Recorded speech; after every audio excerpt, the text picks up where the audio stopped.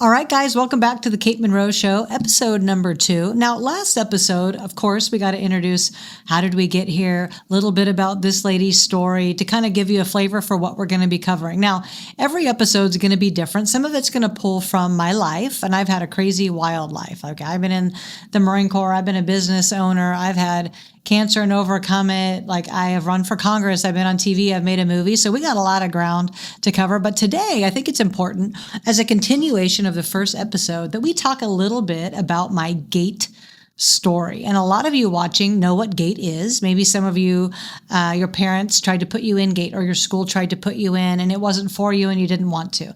Some of you watching were in GATE. So GATE is simply gifted and talented education. And my GATE story is pretty unique and I can't wait to share it with you, but I want you to understand sort of the point of GATE and when it was established, a little bit of background, okay?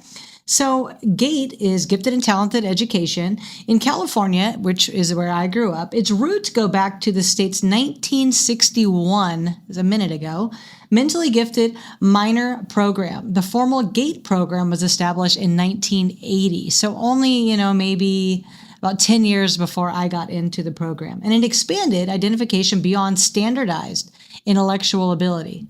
This is key to areas such as creativity, leadership, academics, and the arts. California stopped treating GATE as a separately funded program categorically in 2014 and 2013, but because of budget changes, leaving this to sort of local districts if they wanted to carry on this program. I have many theories as to why, but I think it has a little bit to do with they tested it, they got out of it what they needed to, they understood what they could and could not teach children to do. So here's a little bit about Kate's GATE story. Now, when I was between second grade and partway through sixth grade, I was in private school. And at one point, my parents said, well, you guys are athletically inclined. You're, gifted with your academics. Maybe we should put you back in public school where you can have more friends and, more things available to you, maybe easier to get into college. So my parents, thinking that they were doing the right thing for us, which I think they did. I've done pretty well for myself, even with all the weird drama. So in the middle of sixth grade, I went back into the public school system. Now, during this week, it happened to be that the entire sixth grade class was at camp. Now, if any of you went to sixth grade camp, I hope you had a blast. I did not go. I was the only child at this school. And this teacher, Miss Edgerton, I'll never forget her name, probably because I spent so much one-on-one time with her. She said, Kate, you seem to have certain, capabilities. I would like to see if I can call your parents and test you for your IQ and give you the Gifted and Talented Education test. So, of course, my parents, being very proud parents, were excited and elated at the fact that their kid was this smart child going to take this test. So they gave me the test, the IQ test, the GATE test, and I did very well. I scored higher than anyone in the area had scored. So, of course, my parents said, absolutely, put her into GATE. So in sixth grade, I got into GATE. I was in sixth, seventh, eighth grade, and then AP all the way through high school. Now, so we put a pin in this story. As I get out of high school, we just put a pin in it. And I don't think much of it. Then I go away to college on a full ride scholarship to a Christian university. I was very precious at one point, still a Christian, but I've had quite a flavorful life. And that summer when I came home from my freshman year, I just thought, I don't really know what I want to be. I'm not totally cemented on who I am yet and what I want to be. And I've been in this education pipeline for so long. And all the rest of my friends were in the military, and many of them doing linguistics. So they were doing military intelligence. So I went to my parents and I said, I think I'm going to go into the military, which, mind you, I had never brought up one time. Never brought up that I wanted to be in the military, did not come from a military family, randomly land on wanting to go into the service. So I go into the strip mall as people do, and all the services are next to each other. I first go into the Air Force, and the Air Force guy is very nice. He signs me up to take the ASVAB, and I think everything's going great. Well, during the summer, it never rains up in Redding, California, where I'm from. It's like 115 degrees. But I think so much moisture got in the air this day. I remember pulling up in the morning to go take my ASVAB, and out of nowhere, it started raining. And I look, and the Air Force guy's light was off. He was not there that day. So I said, damn it, man. My parents told me if I don't go to boot camp by the time school starts again, I got to go. So I sat there very frustrated. Mind you, this is before MapQuest. There's no MapQuest. There's no cell phone. There's no Google. There's no figure it out on your own. I did not have a map in my car. So I'm sitting there feeling a little bit defeated, and I get a knock on the window. And I look, and there is a recruiter standing next to me with an umbrella open, and he knocks on my window. Knock, knock, knock. Okay, fine. I roll the window down and he says, young lady, what are you trying to do? Can I help? Which is, no, I should have said, no, you cannot help. It was a Marine Corps recruiter. And when I tell you, Marine Corps recruiters are the best salesmen, do hire them. If a Marine Corps recruiter ever comes to your business, hire them. Their sales ability is 10 out of 10. By the time he drove me from the recruiting station to take the ASVAB, I was 100% all in on going into the Marine Corps. So I go there, I take the ASVAB, I get a very good score. They take me down to MEPS. This is a place that, further tests your physical and intellectual ability. And they wanted me to take both the linguist test and the code cracking test because I wanted to be in intelligence, like my friends were in intelligence. So I took both tests. They don't tell you how you do. They just say, okay, great, you passed. Which one do you want to be? So I said, I want to be a linguist. Now, my recruiter was good enough to tell me, Kate, you should go in as a contract linguist, meaning if they cannot give you the job, they have to let you go home. So I said, great, sign me up. So I get to boot camp. I'm doing good in boot camp, about to be the honor grad. And the last week of boot camp, my senior drill instructor comes to get me and she pulls me outside and she says, hey, for a second, you have to be a person. You have a pretty important decision that you have to make right now. And I knew in an instant. I knew what it was. I knew they couldn't give me my job. And I went, man alive, did I really go all the way from rinky-dink, Redding, California, spend all this time, go all the way to Parris Island, South Carolina, go all the way through boot camp and break 2 ribs at the Crucible, only to be told you can't give me my job? Sure as shit. I go into a room, and it was almost like a light bulb went off, like from my childhood.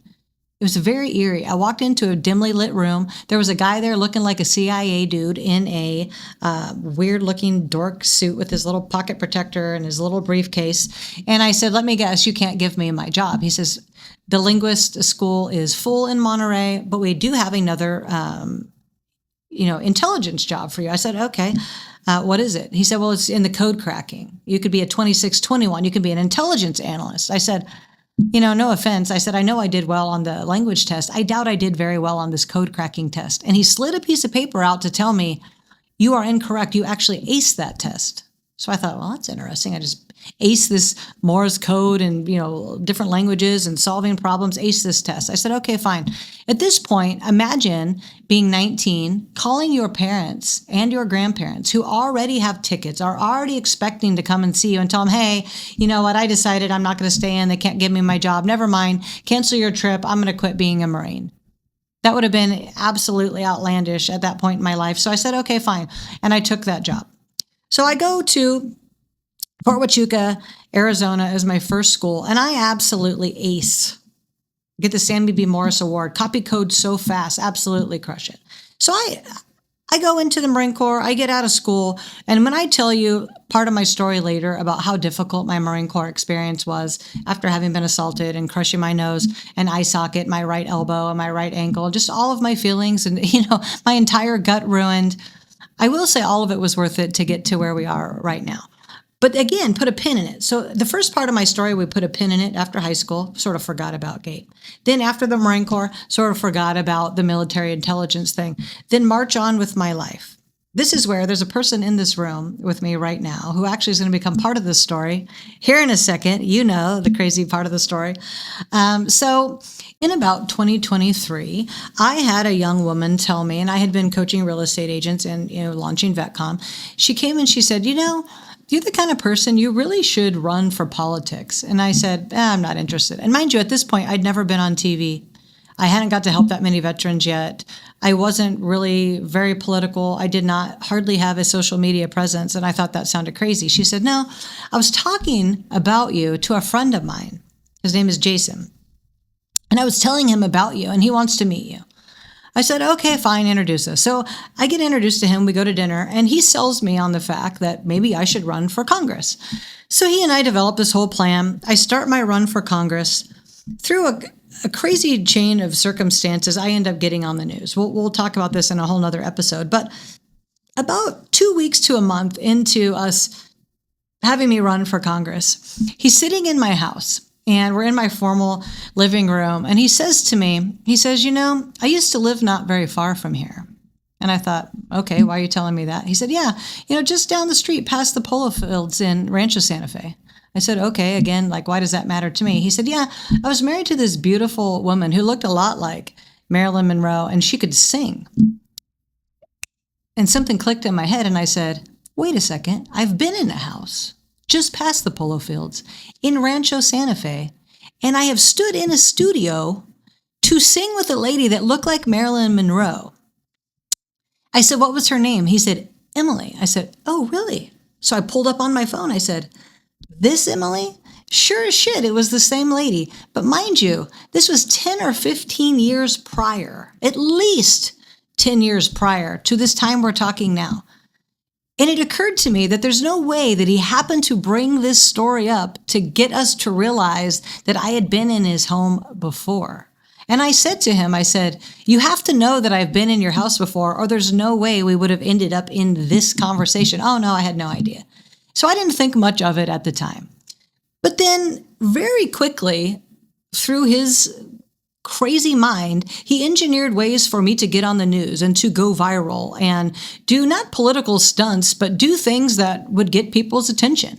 Like I went out and did some homeless walks that got national and worldwide views. I have probably been seen for the homeless industrial complex as it pertains to veterans 50 million times, maybe 100 million times around the world. Absolutely crazy. Then, he and I came up with the idea together to buy the razor wire and go down to the border. Who would have known, possibly him, that it was going to blow up so huge?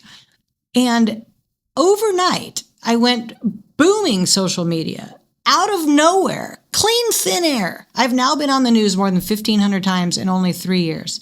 Managed to run for Congress, write multiple books, make a movie about the whole thing. 20x my company just in the last 3 years. But at the same time in 2023, somebody sent me a video at the end of 2023 and they said, this sounds like you. I remember you telling me your gate story when you were a little kid. Tell me if this resonates with you. This was a very similar video that I want you to listen to and to watch. And I'm about to tell you my insane experience of what happened to me in Gate and how all of a sudden a light bulb went off and I realized something very unique. So here we go.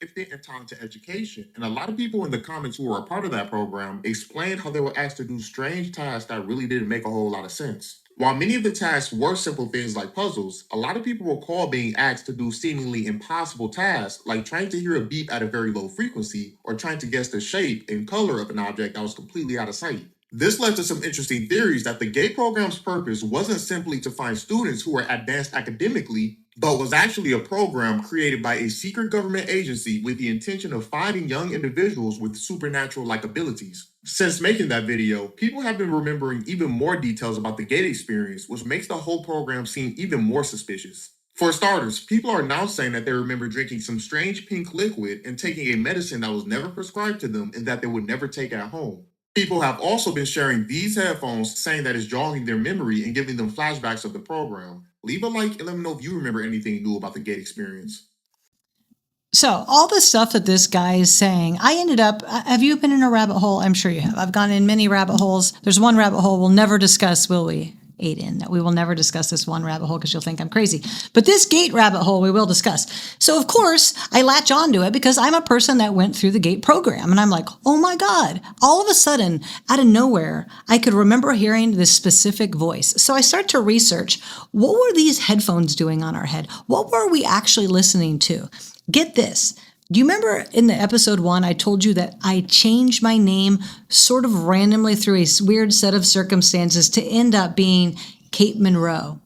Do you know that the institute that started the GATE program was the Monroe Institute? Isn't that insane? Then I start remembering that there was this weird hypnotic voice that we would listen to, that we would drink this pink drink. And I remember solving problems, looking at weird screens, deciphering code, doing all these weird, high-level problem-solving things. So I say all this to say that I don't believe that this was just a cute little program for people's smart children to see how far they could push us. Through further research, I've actually realized that the GATE program was the CIA's Gateway program. Do you know that there's a statistic done on GATE kids that they only become 4 things 95% of the time? They become military intelligence, entertainers, doctors, or lawyers. I go back and look at my class, 95% of us fit into one of those 4 things. Most of my friends went into military intelligence. We came from a small town. Lots of my friends ended up becoming doctors. I became both an entertainer and military intelligence, and then ended up running for Congress. So you have to wonder, is it that I'm so good at everything, or that I have vision, or that I'm gifted, or has there been a way made for me? Right? Because, I was just on Brad Leah's podcast, actually, and we were talking about this same thing. And he was saying, well, I wish you and I could get into up here where everybody's running things and we could become part of the thing. And I said to him, what if we are? What if unknowingly we are? Because I think at some point when you run for Congress, or you're on TV, or you're making content, or you're doing this, you are somehow altering people's perceptions. You're altering the way that people think, the things that they do. And I do look at my whole life and think, I've been able to do some incredible things. Like when I told you how I've been able to fold time, it's almost like a light bulb went off in my head when this GATE thing just came right back to me. It's like all that stuff that I learned as a little kid that I remember now. My problem solving ability is wild. I was telling a story about how we walked out of that show part event, and I said, we are going to do this. And I could see very clearly that we were going to make it in this rickshaw and we were going to get there on time, and how that altered the state of everything around us. I actually totally believe that is possible. I know that sounds crazy, but if you got to get in my body and walk around with, my eyes and my brain for a day, you'd be going, holy shit, girl, that's the kind of stuff that goes on in your mind. That's the kind of stuff that you think is possible. That's wild. So when you want to talk about people becoming one of those 4 things, so Ian Carroll, he's a guy that exposes things kind of like, Candace Owens. There's a lot of creators out there that pick a thing, dissect it, get all the information, and then basically serve it back to you so you don't have to do all the hard legwork. So if you follow them, you're like, oh, wow, cool. I didn't have to do 30 hours of research to learn this one thing I could have learned in an hour. So I went on Dan Ball's podcast here in San Diego. And he said, oh, we have the great Kate Monroe on today. I bet we're going to talk about some crazy stuff. And randomly, for no reason, I don't even know what made it come to my brain, I said, you want to talk about some crazy shit? Let's talk about GATE. And I told this story that I just told you. They started saying, do you remember hearing this voice? Do you remember watching these things? Do you remember cracking code? Do you remember? And I was like, all of a sudden, it was like, boom. They were looking for people. My brain just went off. And I was like, holy crap, because we're drinking this pink drink, which opens your pineal gland. And then you sit and they teach you how to astro project. But you don't know you're doing that as a kid. Wait a minute. I'm sorry that I brought all Did you this say shit. you were in marine intelligence when you were in 2? Are you a spook? So I'm going to get to that in a second. Somebody bring out the device to check for bugs and stuff. Yeah, but this is the Our crazy- first pen. Right. All right. No, but Kate? this is the insane part of it. In this show, it said that 90% of GATE kids become military intelligence, doctors, lawyers, and entertainers. 90% of GATE kids become military intelligence, doctors, lawyers, and entertainers. I need to look into this statistic. I need to try to confirm that. I mean, I would certainly believe that a high percentage might become, but 90%? I mean, even if it's 50%, that's still really high. But it kind of would make some sense. But the same week, and I did not know this, it's like we're sharing a brain. Candace Owens came out to say that she is a GATE kid. And Nick Fuentes is a GATE kid. And Charlie Kirk is a GATE kid. So not only are we all getting into entertainment, we're getting into political theater entertainment. We're good orators. We're smart. We're good at convincing people of things. We're sort of like good at sales. We have a knack. We have charisma. We have whatever that is that makes you pay attention. And I don't think that you just come by all of that naturally. I think some of that gets like programmed down into your DNA through all of this repetitious work that all of us did in the GATE program. So listen to what she had to say that I thought was very interesting. Just a GATE kid. How dare she talk about Project Looking Glass, which was real. If I've lost it, then the CIA lost it, bro. And they lost it a long time ago. And you guys are working for them. It's pretty clear. Of course, the CIA is high technology. How foolish would you have to be to think that they would allow us to learn technology with them? That's not how people who are hungry for power operate. Regarding the GATE program and any other child development program that's in schools for extraordinary students or gifted and talented students, there was this comment yesterday's episode. I have to read this. This was from Nika.